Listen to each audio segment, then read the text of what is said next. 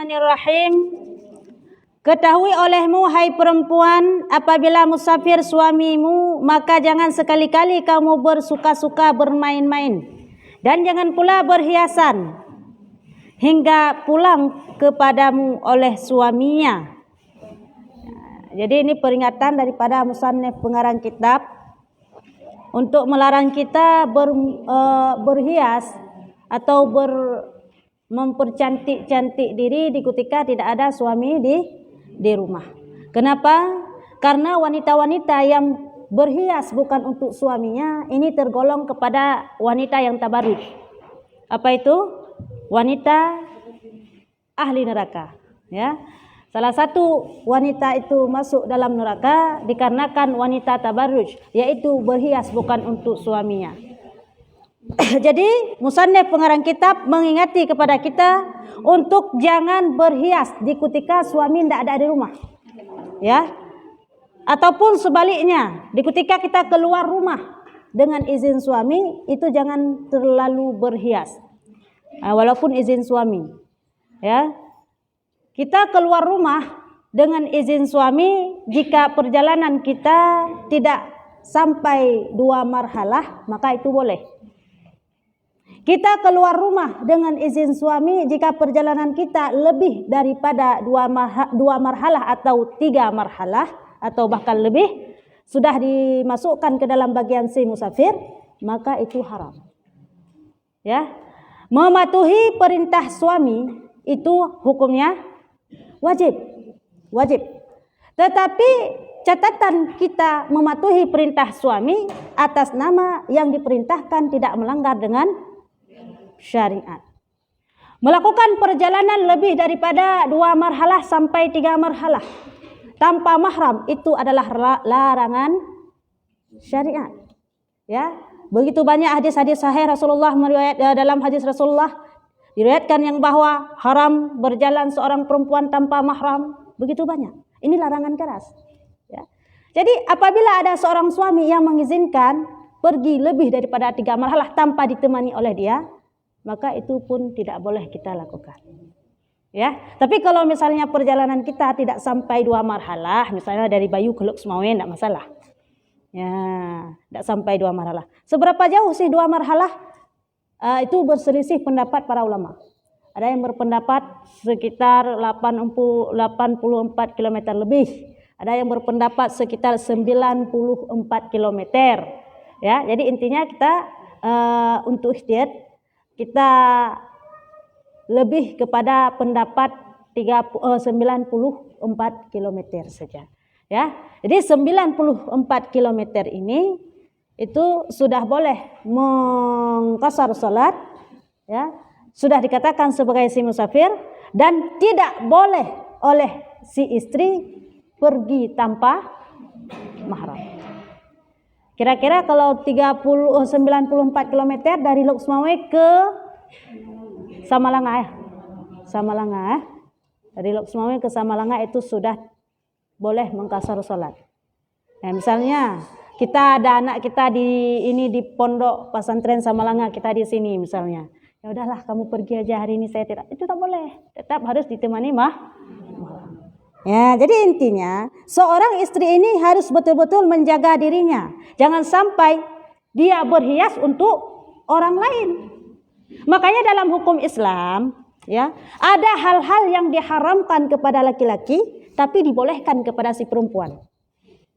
Contoh, si laki-laki dilarang memperganteng-ganteng diri, ya, maksudnya pemuda-muda mencat rambut warna hitam, yang kan pemuda-muda di depan istri.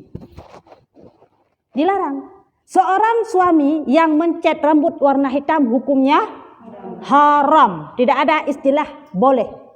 Baik untuk istrinya atau untuk istri orang lain. Tetap tidak boleh mencat rambut warna hitam. Terkecuali di situ bagi si perempuan, maka boleh mencat rambut warna hitam. Nah, kan kebalikan ini. Kita perempuan boleh cat rambut warna, misalnya rambut kita sudah beruban, sudah putih. Bolehkah saya cat warna hitam untuk menarik perhatian suami supaya suami cinta lagi kepada saya? Jawabannya boleh. Ya. Nah, ini hal-hal yang dibolehkan kepada perempuan, tidak dibolehkan kepada. Lantas kenapa untuk si perempuan boleh? Untuk laki-laki tidak boleh? Untuk laki-laki tidak boleh, jelas yang bahwa ada hadis yang melarang yang melarang untuk mencat rambut warna hitam, ya. Tapi kalau warna selain hitam itu boleh untuk laki-laki, merah misalnya, ya, kuning dan segala macamnya. Kenapa bagi perempuan boleh mencat rambut warna hitam? Karena untuk berhias diri di depan. Nah, karena ini dianjurkan berhias diri khusus untuk suami, ya. Bonding sama juga boleh untuk suami. Kalau janda tidak boleh. Kalau gadis tidak boleh, ya. Jadi bagi kita yang sudah bersuami, silakan bonding rambut, silakan smoothing rambut, silakan cat rambut warna hitam, tidak masalah, untuk khusus niat dalam hati suami, ya.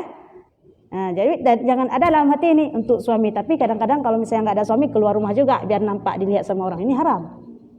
Ya, tetap dalam hati untuk suami maka dibolehkan. Jadi intinya kita sebagai si perempuan ini mesti berhias diri khusus kepada suami. Jika suami tidak ada di rumah, tidak usah berhias diri.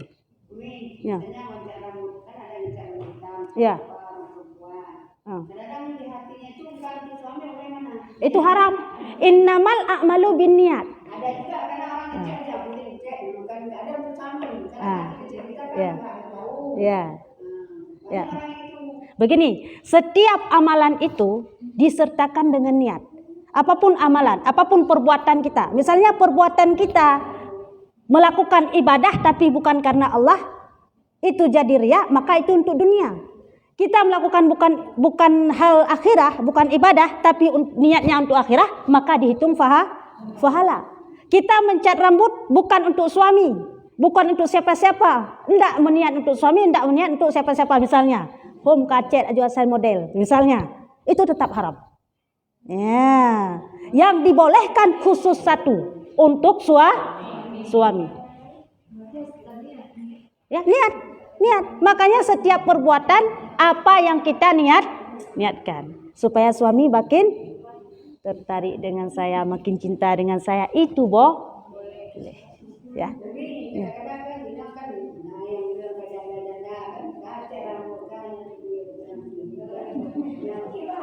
Haram, ya, kan sudah kita bilang tadi, si janda-janda, si gadis-gadis yang tidak ada suami, hukumnya tetap haram. Walaupun dalam hatinya saya kan nggak kasih nampak sama siapa-siapa, khusus di rumah saya akan pakai jilbab. Iya, waktu itu pasti terbesit dalam pikiran kita, mahal-mahal saya smoothing, masa saya cuma lihat sendiri, pasti dapat lemah. Ya, tapi kalau ada suami itu udah lain, ya. Jadi intinya tetap mesti buat suami. Dan suami tidak boleh mencat rambut untuk istri. Suami kau beruban, sudah beruban. Dia ingin mencat rambut atau untuk semir rambut biar kelihatan muda lagi untuk istri. Tidak boleh, haram. Tujuannya mencat rambut suami, dia pakai minyak rambut tapi rambut putihnya itu tersamarkan. Itu termasuk juga mencat. Iya, pakai minyak rambut, tapi minyak rambutnya itu memang dituliskan, ada ditulis itu mengkilatkan rambut, menghitamkan rambut, ya. Jadi tujuan pakai ini apa? Agar kelihatan lebih tidak boleh. Atas nama rambut yang berwarna hitam ini, putih ini berubah menjadi hitam, tidak bagi suami. Ya.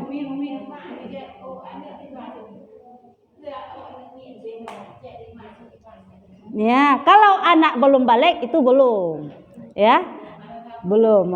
Kalau misalnya sudah balik ini ya, sudah jadi mukallaf, sudah dibebankan hukum. Samina wa ata'na kan. Kita kan saya bukan maksudnya mau apa gitu kan. Jadi apa yang kita dengar harus kita lakukan, itu perintah Allah. Jadi dalam cat rambut suami, kenapa dilarang? Sementara kan suami boleh beristri 4 untuk menarik perhatian perempuan lain itu kan kayaknya nggak masalah. Ya, kenapa si suami tidak, kalau si laki-laki tidak boleh mencat rambut warna hitam? Karena adalah mengubah ciptaan Allah. Sebenarnya, ya, rambut uban ini sebagai tanda kita sudah dekat dengan kuburan. Ya, ketika kita merubah hal tersebut, maka itu termasuk kepada mengubah ciptaan Allah atau kufur nikmat. Lantas bagaimana dengan si perempuan? Apakah si perempuan tidak termasuk demikian? Karena niatnya tadi si perempuan untuk memikat hati. Karena wajib atas perempuan untuk menghadam akan suaminya. Ya, jadi kalau laki-laki apapun nasihatnya tidak boleh. Ya, kan suami boleh beristri sampai 4, boleh, tetapi tidak dengan syarat harus hitam rambut. Ya, harus nampak muda, orang harus misalnya saya mau beristri 2 sampai 4. Apakah saya mesti berbohong? Tidak begitu. Ya, kalau orang saya kali perumah kah? Sumulit, tidak begitu. Yang bohong itu tetap yang boleh adalah menikah. Yang ngecat rambut tetap berdosa, yang boleh menikah. Ya, jadi intinya tetap apapun alasannya, skatmat bagi laki-laki tidak boleh cat rambut warna hitam. Tapi kalau warna lain warna merah misalnya boleh. Ya. Bukan warna hitam, merah. Nah, hitam tetap tidak boleh. Warna merah pada masa Rasulullah. Kenapa? Karena rambut orang Arab pada masa dulu itu merah-merah. Nah, ya, kalau nampak rambut merah itu kelihatan muda. Jadi musuh seperti kita bilang tadi, ya, musuh merasa takut, merasa segan saat melihat saingannya muda. Ya, jadi intinya begitu ya. Sampai kapan kita jangan menghias diri? Sampai suami kembali lagi ke rumah. Tetapi sekarang kita balik. Ya. Saat ada suami di rumah, berkeli. Saat suami keluar rumah, baru. Lebih-lebih lagi dibilang sama suami, dek nanti ada tamu ya, kawan abang mau datang. Kesempatan. Yang tadi aja dong. Ya, tidak boleh begitu ya, tetap mesti untuk suami. Dan demikian lagi jangan sekali-kali menyalahi akan janji suaminya. Ya, ini tugas kita perempuan ya. Yang pertama tugas kita istri dalam berumah tangga adalah menghias khusus untuk suami. Yang kedua adalah jangan menyalahi janji suami. Apakah berjanji dengan suami? Bukan. Apa menyalahi janji suami? Maksud menyalahi janji suami di sini adalah kita saat pertama sekali suami mengatakan saya terima nikahnya Fulan bin Fulan, maka di ketika itu tanggung jawab 100% itu milik suami. Di situ adalah kita berjanji. Kita sudah mulai mengikat janji dengan suami dan Allah bahwa kita akan terus taat kepada suami. Nah, ini jangan kita langgar. Ya, janji taat kepada suami inilah yang jangan kita langgar. Apa itu janji yang taat kepada suami? Apapun bentuknya, atas nama dia perintahkan, bukan yang dilarang oleh Allah. Itu janji. Ya, jadi tugas kita sebagai istri yang soleh, makanya dikatakan ada istri solehah. Apa tugas istri solehah? Yang pertama berhias untuk suami, yang kedua taat kepada suami. InsyaAllah kalau ada 2 hal ini, maka pasti suami nggak akan kawin, ya kan?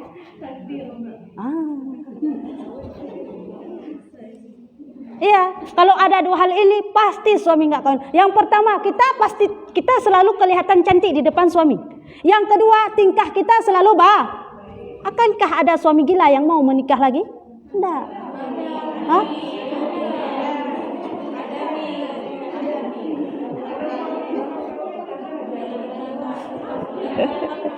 Ada.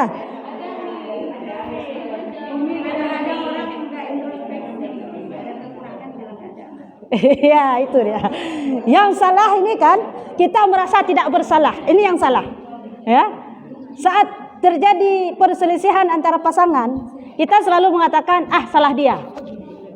Si istri bilang salah suami, si suami bilang salah istri, sama-sama menyalahkan. Di sinilah terjadi kontroversi antara suami istri, bentrok sehingga tidak ada saling menyalahkan, tidak ada saling merasa bersalah, merasa semua benar sehingga saling menyalahkan dan bisa jadi perceraian bahkan poligami ya. Ya, jadi intinya begini. Kita sebagai istri yang baik mestilah menuruti perintah syariat. Dua hal yang tidak boleh kita langgar dalam berumah tangga. Yang pertama, berhias untuk suami. Nyop tari-tari tetap ke suami, ya. Besok baca daster buka ketik ke suami. Yang kedua adalah taat kepada suami. Hanya itu. Menuruti perintah, taat kepada suami dan berhias khusus untuk suami. Ya, sini pelaku engkau lain, ada umi dia menikah juga lain. Itu sudah lain lagi. Ya, bukan. Nafsu, bukan nasib, nafsu. Ada seorang laki-laki datang kepada Syekh, ya, dalam satu cerita, Syekh, saya sebelum menikah dengan istri saya jumpai istri saya paling cantik di dunia ini. Tidak ada wanita paling cantik secantik dia. Sehingga saya menikahlah dengan dia. Di ketika saya setelah menikah dengan dia, tidak lama kemudian saya melihat ada tetangga saya lebih cantik dari istri saya. Dan di ketika itu saya pun ingin menikahi tetangga saya tersebut. Lalu Syekh itu menjawab, wahai pemuda, ketahuilah, andaikan seluruh wanita yang ada di dunia ini kamu nikahi, maka seluruh wanita di dunia ini tidak akan cantik di matamu. Sungguh anjing yang berkeliaran lebih cantik di matamu ketimbang wanita-wanita tersebut. Kenapa begitu ya Syekh? Karena masalahnya bukan kepada wanitanya, tapi pada mata keranjangmu. Ya, itulah nafsu. Nafsu itu apa? Syaitan. Syaitan selalu menghiasi hal-hal yang haram. Syaitan tidak pernah senang apabila kita melakukan yang diperintahkan oleh Allah. Menikah itu adalah suatu perintah, suatu amar ma'ruf, ya, suatu perbuatan yang baik, yang dicintai dalam agama. Di ketika sudah jadi halal, maka merasa kita tidak puas dengan pasangan kita. Jangankan suami kepada istri, istri kepada suami pun sama. Sikana kurung, dak mujihlah kolung kampah tadi. Nyesal saya dulu pilih abang ini, padahal abang Mae itu lebih baik daripada abang ini. Timbul rasa nyesal kapan? Di ketika sudah halal. Kenapa? Karena sudah sah, sudah halal, sudah ada label dituntun dalam agama Islam. Tetapi dia tetap yang namanya hatinya tertarik kepada yang lain-lain lagi. Timbul perbandingan, makanya sangat berdosa bagi suami dan bagi istri yang membanding-bandingkan suami dengan orang lain, yang membanding-bandingkan istri dengan orang lain. Ya, karena itu menyakiti kita dibandingkan dengan perempuan lain. Tersakiti enggak? Tersakiti ya. Begitu juga suami saat kita bandingkan dengan laki-laki lain. Yang intinya syukur saja nikmat Allah. Jadi setan ini tidak pernah puas jika kita selalu dalam syariat Allah. Makanya timbullah yang haram itu nikmat. Ya, yang haram itu enak. Kenapa yang halal-halal itu tidak enak rasanya? Itu perbuatan syaitan. Ya. Jadi intinya ya.